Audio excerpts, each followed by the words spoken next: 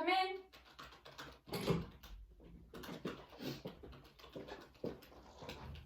What's wrong? Hi. Hi. Why are you sad? I just had a really bad day. What happened?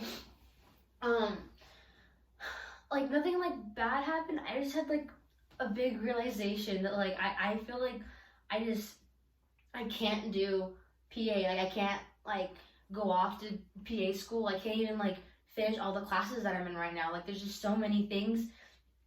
I'm in so many sciences. I have so many labs and like I volunteer and I work and I'm just like juggling everything. I feel like I'm gonna like drop everything and I don't know what to do. I'm just so stressed out and I can't deal with any of it. Yeah. I get it. I understand where your stress is coming from. I mean, it is our second year. And our second year is really when things start to really kick in and everything just kind of turns into gear. Because that's when we start focusing on our major and then we're starting to declare and then we're going to start taking our upper division courses. So it just gets harder. And it sucks because we know that it's going to get harder and we're trying to prepare ourselves, but already right now what we're dealing with is hard enough. So I get it. And I know it's hard. And I know what you want to do is a profession that's held in very high standards. And I know that when you were doing research for your grad schools, it was super disheartening for you because of the results that you noticed. Yeah, like literally the school that I want to go to, only 3% of the people who apply get in. Like Yeah. the most recent one, like only 30 people got in, Mm-hmm. and I read that like the number decreases every single year, and like that's just so scary because like I feel like I'm not gonna get in on my first, second, or even third try. Like I don't know what else to do. I know seeing those numbers and seeing those results sucks, and I know it makes it seem like it's physically, mentally, and emotionally impossible to actually get into the school that you want, your dream school, especially for grad school.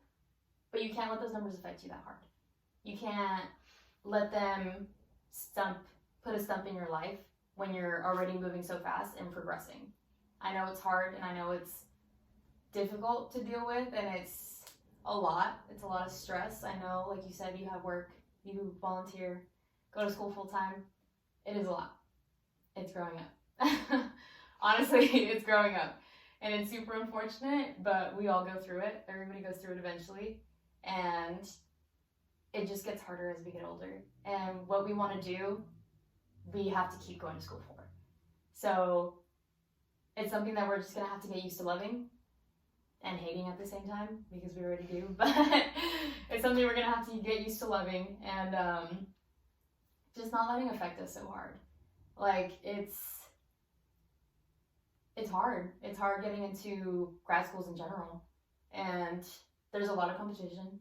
There's a lot of people who are very talented and who are very good at what they do academically. And that should just be motivation for us. That should be motivation for us to push through and want to be better than them in some kind of way, maybe extracurricular wise. So like you said, you're volunteering, that's good. Maybe they haven't. That's good that you're starting. And I know that you're starting from our high school with our old athletic trainer. Yeah. So that's good. And then your next step could probably be maybe Chalk Hospital or some sort of hospital, so you can get some sort of standing or viewpoint with an actual PA and understand what they deal with. But just don't let it hit you so hard, because if you do, that's just gonna bring you downhill instead of uphill. That's really true. Don't be sad about it. Just take a moment, just remember. You always have to remember, just take a breath, relax, remind yourself, this is only for right now. This isn't the end. The end is PA.